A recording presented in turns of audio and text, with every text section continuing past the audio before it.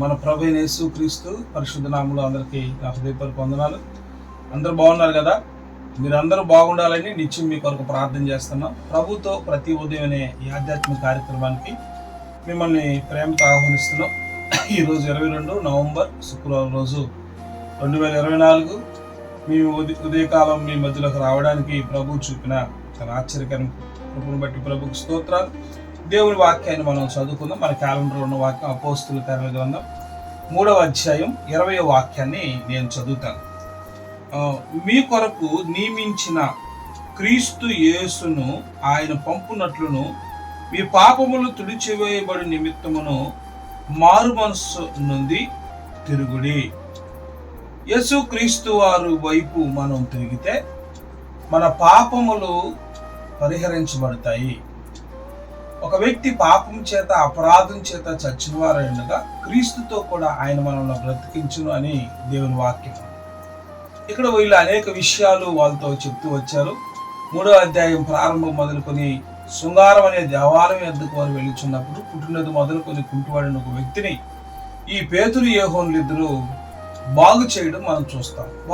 వారి వైపు తేరు చూస్తుంటున్నప్పుడు, మీరు నా కాడ వెండి బంగారాలు ఏమి లేవు కానీ మా వైపు చూడమన్నప్పుడు వాడు చూసినప్పుడు యేసు నామములో మాకు కలిగిన నీకు ఇస్తున్నామని వాడిని చేయబట్టుకొని లేపినప్పుడు వారి యొక్క కుంటితనం పోవడం మనం చూస్తాం. అంత మాత్రమే కాదు, అక్కడ ఉన్నటువంటి వారు అనేక మంది వాళ్ళని చుట్టుకున్నప్పుడు వాళ్ళు అన్నారు, ఇలారా మీరు ఎందుకు మమ్మల్ని ఈ విషయంలో ఆశ్చర్యపోతున్నారు?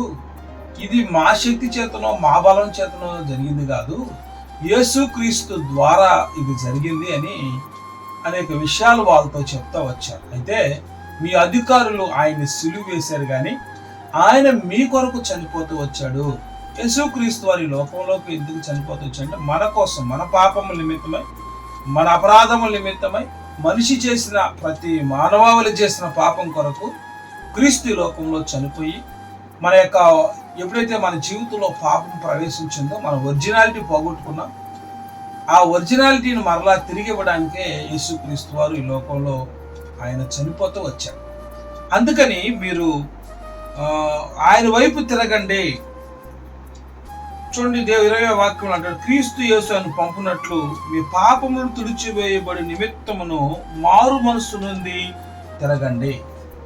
మీ పాపములు పరిహరించబడినట్లుగా ఆయన వైపు తిరగండి. ఎవరైతే యేసుక్రీస్తు వైపు తిరుగుతారో, పాపాలు ఆయన సన్నిధిలో ఒప్పుకొని కడిగి వేసుకుంటారో, దేవుడు వారికి పరలోక రాజ్యాన్ని ఇచ్చే దేవుడిగా ఉన్నాడు. కాబట్టి ప్రాముఖ్యమైన సంగతి, డిసెంబర్ రాబోతా ఉంది, యేసుక్రీస్తు పుట్టుక రోజులు జరగబోతా ఉన్నాయి. ఎందుకు ఈ లోకానికి యేసయ్య వచ్చాడు అంటే, నీ కోసం, నా కోసం, నీ పాపాలు నా పాపాలు క్షమించి నీ రక్తాన్ని, నా రక్తం, అపవిత్రమైనటువంటి మన రక్తాన్ని పవిత్రుడైనటువంటి దేవుడు ఆయన తుడిచివేసి మన పాపములని కడిగి ఆయన రక్తం ద్వారా నిన్ను పరలోకానికి తీసుకెళ్లాలనే ఉద్దేశంతోనే ఆయన లోకానికి వచ్చాడు. 33.5 సంవత్సరాలు జీవించాడు. 33.5 సంవత్సరాలు సిలువుకు తానే అప్పచెప్పుకొని ఆయన సిలువులో వేలాడి తన పునరుద్ధాన బలము ద్వారా మరలా మనిషిని బ్రతికిస్తూ ఉంటాడు. ఆయన గాయాల్లో స్వస్థత ఉందని దేవుడు చెప్పాడు. కాబట్టి అద్భుత ఆశ్చర్య కార్యాలు అపోస్తులు చేయడానికి గల కారణం ఏంటంటే, యేసుక్రీస్తు దేవుడిగా కలిగినటువంటి జనులు ధన్యులు అనే వాక్యంలో ఉంది. ఒకవేళ మీ జీవితంలో ఇంకా ఇలాంటి పరిస్థితుల మధ్య ఉంటే, పాపంలో, శాపంలో లేదా సమస్యల మధ్య, ఇరుకుల్లో, ఇబ్బందుల్లో ఉంటే ప్రభు దగ్గర ప్రార్థించి దేవుడు నీ జీవితంలో గొప్ప కార్యాలు చేయను గాక. ఆమెన్. ప్రార్థన చేసుకుందాం. పరిశుద్ధుడైన మా తండ్రి, మీ పాదాలకు స్తోత్రాలు. బిడ్డను దీవించి ఆశీర్వదించి సహాయం చేయమని యేసయ్య నామములో అడుగుచున్నాం తండ్రి. ఆమెన్.